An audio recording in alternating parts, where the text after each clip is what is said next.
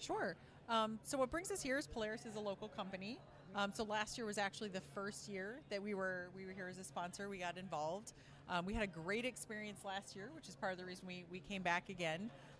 It's great to get to talk to a lot of the local tech folks. And me, myself, I've always been really big in the community. I'm part of a lot of big conferences up in the Chicago area. So it's nice to get involved with some conferences down here as well. Yes, it is. The Midwest is a great place to focus. Have you done KCDC yet? I have not done KCDC yet. Just had to ask. This is a great conference. That's really good too. I just like all Heartland, right? Chicago. Yeah. Hopefully we get some big ones in Minneapolis sooner or later, because I think it's best to share around the region as much as possible. Yeah, absolutely. So tell me a little bit about what your talk was. What was it yesterday? Mm-hmm. What was it about? And kind of give us some brief PowerPoints, if you will. Sure. So yesterday my talk, it was called Agile on a Shoestring, and essentially what it was about was I didn't go through what is Agile. You know, I didn't throw up kind of the mantras of Agile, because right. And so what this was about was, you know, once you get past the basic framework and the rules, how do you deal with what comes next, which is the kind of the people challenges. So people, they get a little weird when you start talking about Agile. People start worrying about their job. They start worrying about, you know, big brother's watching me, or managers maybe feel like they're going to lose control and not have the type of control that they had in the past, right? And so it was really just talking through some of my own experiences and some of the things that some of the things I was telling people to watch out for are things like making sure you make people feel safe so that they can be honest, right? If things are going poorly, they need to feel like they can come forward and ask for help. No one's going to roll their eyes or shake their head. Yeah. Exactly, right? Well, and one of the things that I saw in a company that's just still trying to do Agile is the fact that they're saying you're doing Agile, but they're not explaining it. And it's a culture shock. It is a total culture shock. I mean, this is taking somebody from the upper, say upper Manhattan, the nice part of Manhattan, and shoving them into like Beirut and going, go. And it's huge. It's a complete, it's bad. Yeah, and I sometimes joke that some of the companies we go to, I seriously meet people who have managerial PTSD, because they're used to being in organizations where they're micromanaged. Yes. They're following things to the letter. When things go wrong, they're working nights and weekends. And being in an environment where you're encouraged to step forward, to volunteer for stuff, to be honest when things are going poorly, and to make tough choices, people aren't used to doing that. And it's not just the managers, it's the teams. They're not used to being so responsible for that stuff. Well, exactly. So, but the benefit that I've seen of a good Scrum Agile team, right, is the fact that it starts to bring out the competitor in you. It does, but not in a bad way, right? No, in a great way. In a great way. Like, everyone wants to deliver a good feature. Everyone wants to wow the customer. Or they have one, like a backlog item that they really want to get to, so they'll pound out something that's fantastic to get there as fast as they can to beat everybody else on the team. Right. So totally get healthy competition, right? Yeah, and that's what you want. You want the team to all be working towards the same goals, which is, let's just be awesome and knock this out of the park, right? Instead of let's try to keep our managers from being on our backs about being late. Like, those aren't the right things to focus on. So, So what's your other talk on? So my other talk today was about Team Foundation Server, and part of it is, so I've been doing TFS for a while now, and I run into a lot of customers who they got into it for source control, right? It replaced source safe or something like that. And they didn't spend a ton of time really planning it out, because they're like, oh, this is just source control. We don't have to worry about it. And then as the team grew, as they matured, as they decided to start using it for planning work and for doing builds, it got a little out of control, right? Oh, it totally gets they out of have control. too many team projects. Their teams don't map properly. Their code's all over the place. And now they're trying... Too many browser windows open. Leave me alone. You can't get to all of the, Yeah, you can't find what you need. The tools don't work right because you haven't really set it up in a way that matches. And so, I had a lot of people come up to me after the meeting saying, we did all those things, right? Because we didn't know any better. We didn't, we wish we would have had someone who said, whoa, slow down. This is how you do it. Right.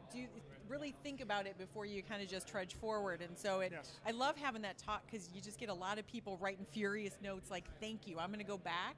I'm going to fix some of those things so that moving forward, we don't just continue to build this really, fragile environment that's not going to work for long. Have to go back and clean up a mess that we made. That's like Right.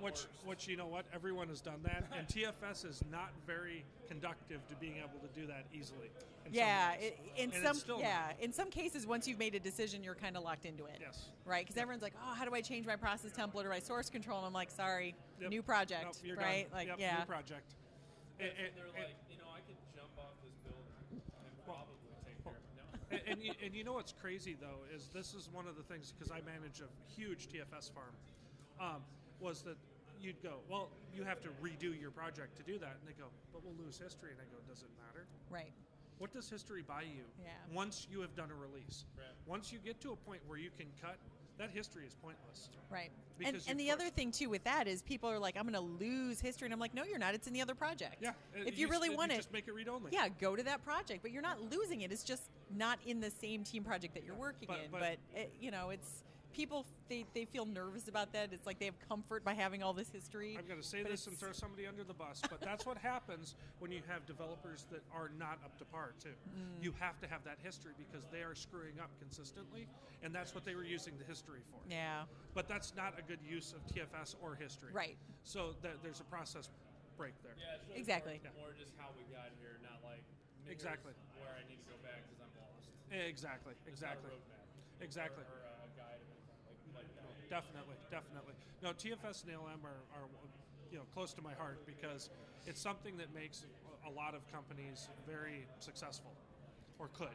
It could, This is yeah. the first time we've had a chance to have you on. I mean, we've had Clint and others on, and we've had a chance to talk to them. What is it like being at ALM? How do you approach that? Do you mean like with customers or? Yeah. I mean, because it's high level, right? Like you have to It be is. aware of the entire process. That's what the Right. Yeah, that's a good question. So what we've ended up talking to quite a few people about is one of the things that we actually do as a company is they're called ALM assessments is kind of the technical term for it, but it's really sitting down with the company for a day, 3 days, in some cases 5 days if it's big enough and their issues are complex enough. But we literally just sit down. And, I kind of joke, kind of reminds you of the Bobs from Office Space. So what do you do here, right? But that is what we do, right? Yes. But our goal is not to get people fired or anything like that. It's to make people feel safe, to bring out the things that frustrate them, right? And it's funny because at first they're always nervous. And then once they understand we're there to help, it's like a therapy session. Yes. It's like they're on the couch and they're just spewing all the stuff that frustrates them, and where they're like, I know we can do better. We just need to fix these issues. Exactly. And so then we can bring that together and present it to management and say, listen, your team is hurting, and you guys are seeing the results, but you just didn't understand where it was all coming from. And we're able to bring that out and then help them get past it. Well, and that's like the number one thing about getting employed or finding a team is communication skills. Right. Yes. It's ridiculous Totally how agree. basic of a skill that everybody needs to kind of refocus on every once in a while. Totally agree. Let's just communicate. Absolutely. That way effectively, and that's what TFS helps with a lot. Yes. I think. Yeah. Well, the new version of TFS. If you go back a version or two, not so much. Well, let's just say I wasn't around then, so I don't know about the bad stuff then. But so where can people find out more about what you're doing specifically in Polaris? So if they want to find out what I'm doing specifically, I'm on Twitter. I'm Oak Park Girl on Twitter. I have a blog called the TFS Whisperer where I kind of talk about all my adventures. That's awesome. Yeah. Sometimes I'm more of a smasher than a whisperer, depending on how frustrating the issue is. But Geek Smash. yeah, right. Geek Smash. Otherwise, they can go to the Polaris Solutions website to find a little bit more about what we do there as well. Awesome. Absolutely. Well, thank you so much for Yeah, Thank you so much, thank Angela. you so much for Pleasure. having me. Oh, definitely. Wonderful. Thanks, guys. Great, thanks.